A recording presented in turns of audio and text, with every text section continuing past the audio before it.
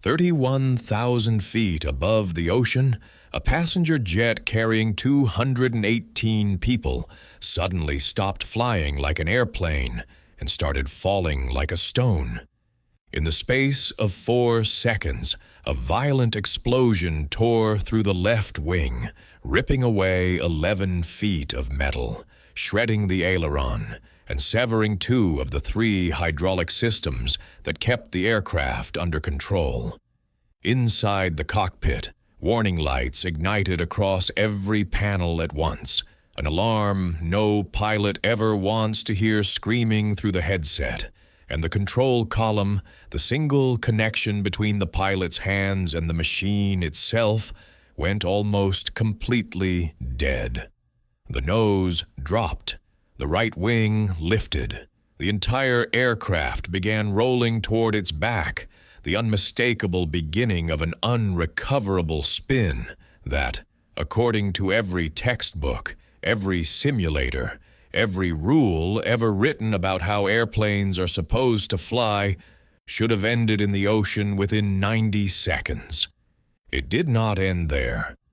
What happened over the next 34 minutes has been studied by aviation experts for years, taught in flight academies as a case that should not have been survivable, and remembered by everyone on board as the day a stranger in a captain's uniform refused to let 218 people die simply because the manual said it was impossible to save them.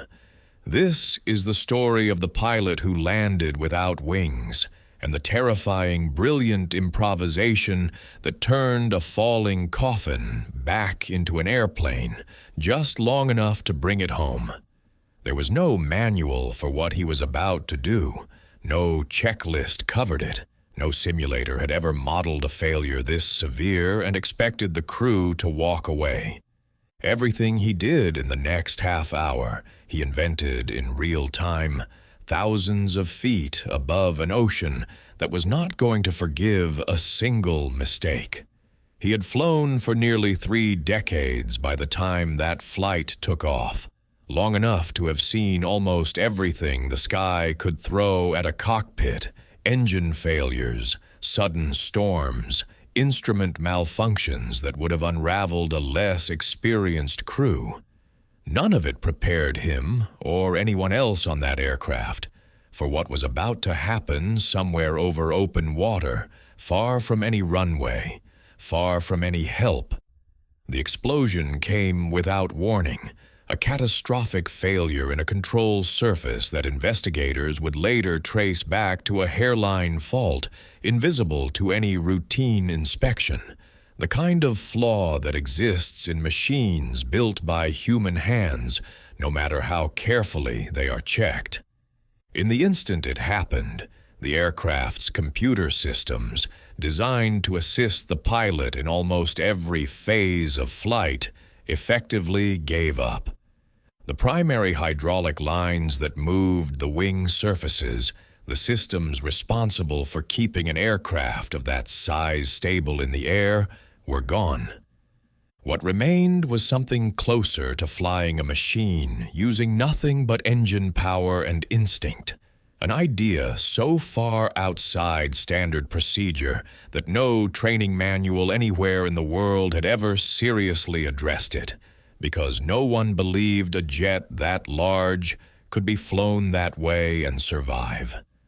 The captain's first move was almost invisible to the passengers behind him, a fractional adjustment of the throttles, easing power to one engine while increasing it to the other, using nothing but the imbalance of raw thrust to nudge the nose back toward level.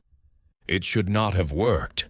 Aircraft of that size were never engineered to be steered by engine power alone. The physics simply were not designed to cooperate.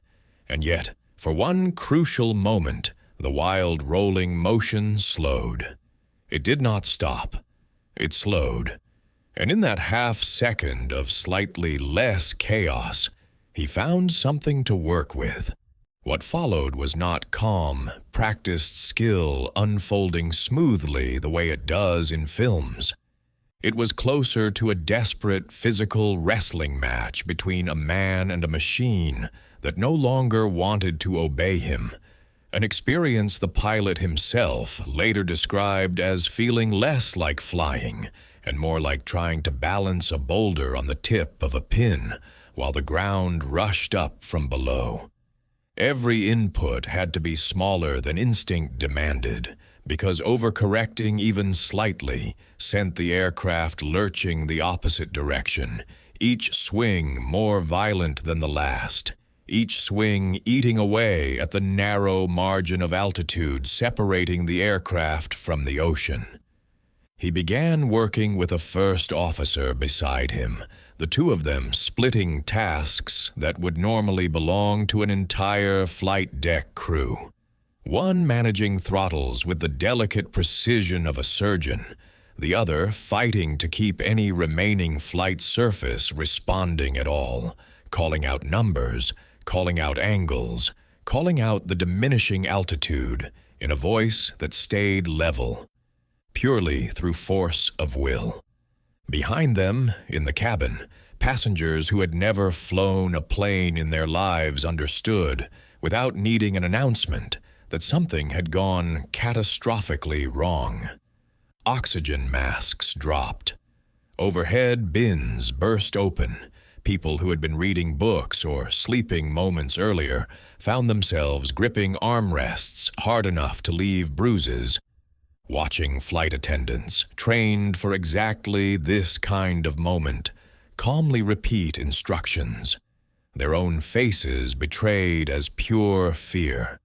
Somewhere in the middle of that cabin, a mother pulled her child against her chest and began speaking softly, not because she believed the words would help, but because speaking felt like the only thing left within her control. In the cockpit, the captain made a decision that would later be studied in aviation schools around the world. Rather than attempting to fight the aircraft into a fully level, stable flight path, which the remaining control authorities simply could not achieve, he chose instead to accept a long, shallow, oscillating descent, essentially riding a slow-motion roller coaster of rising and falling altitude while using engine thrust alone to steer, buying himself just enough time and just enough distance to search for anywhere flat enough to attempt what should not have been attempted at all, landing an aircraft that could barely be described as flying. Sweat soaked through both pilots' uniforms within minutes, not from heat, but from the sheer physical effort of fighting throttle levers that had never been designed to serve as a substitute for an entire flight control system. Their arms ached.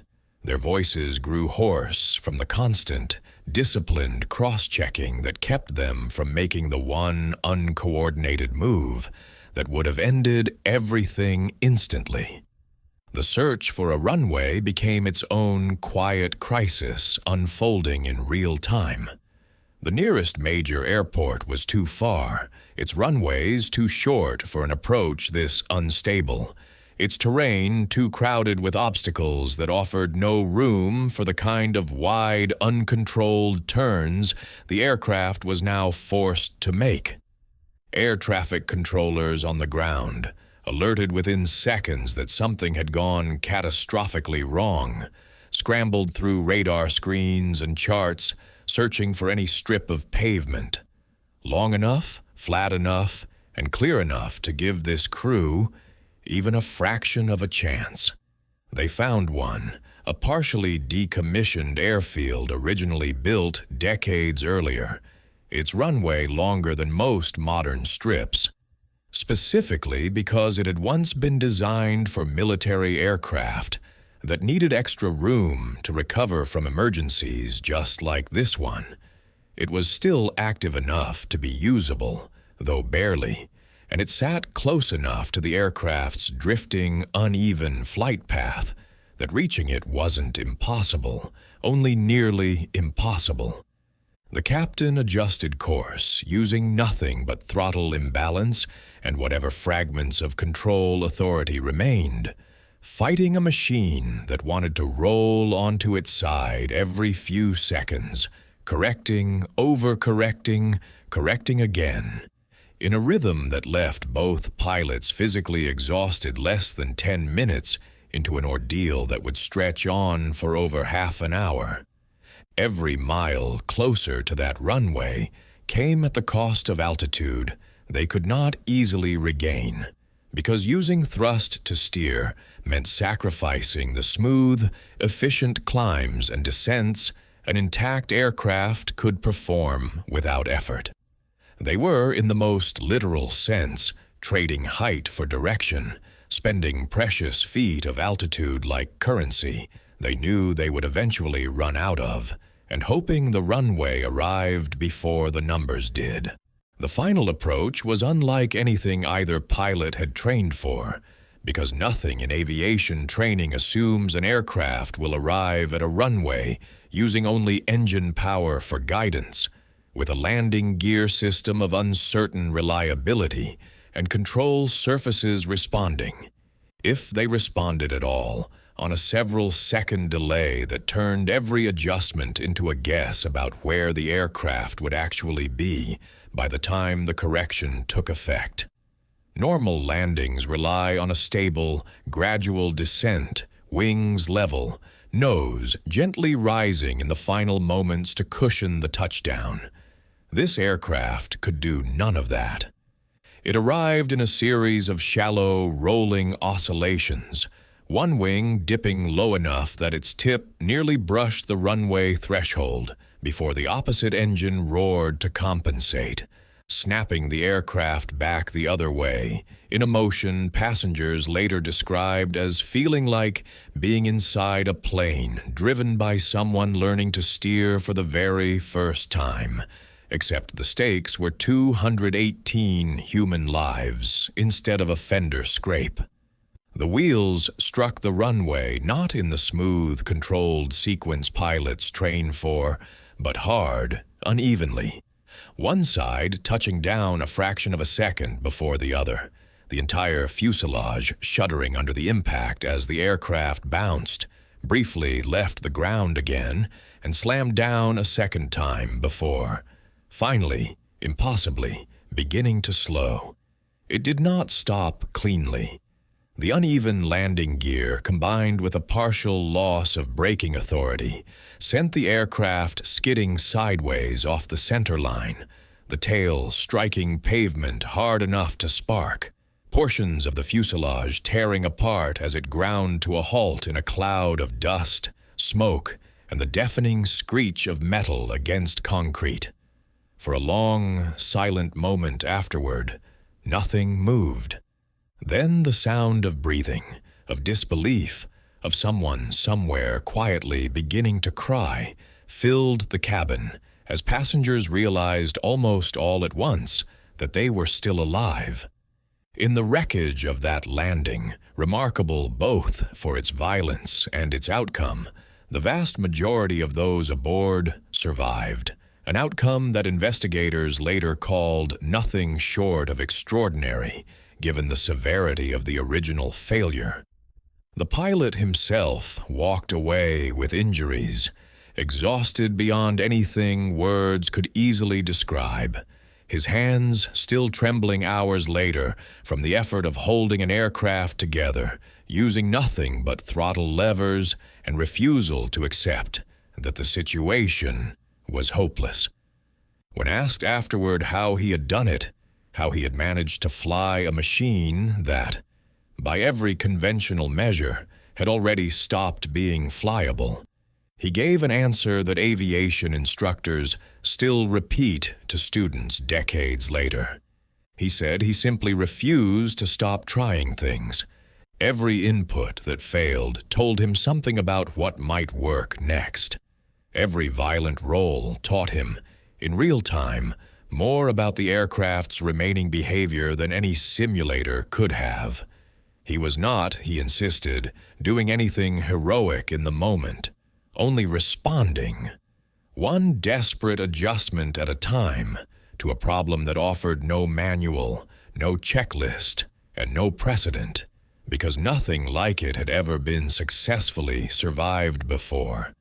That, more than any single technical decision made in the cockpit that day, is what separated the outcome from tragedy. Not simply skill, though the skill was extraordinary, but the refusal to accept that impossible meant over. The pilot who landed without wings did not have a perfect plan when the emergency began. He built one, piece by piece, correction by correction, in the 34 longest minutes of his life, and in doing so, rewrote what an entire industry believed was possible when a wing and the systems built around it simply stopped working the way they were designed to.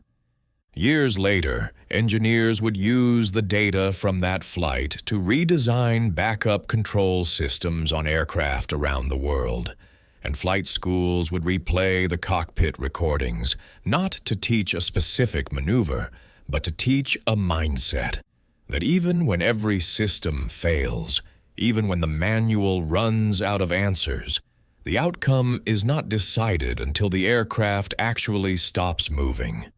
For 218 people who boarded a routine flight and stepped off it hours later onto solid ground, that mindset was the only thing that stood between them and the ocean.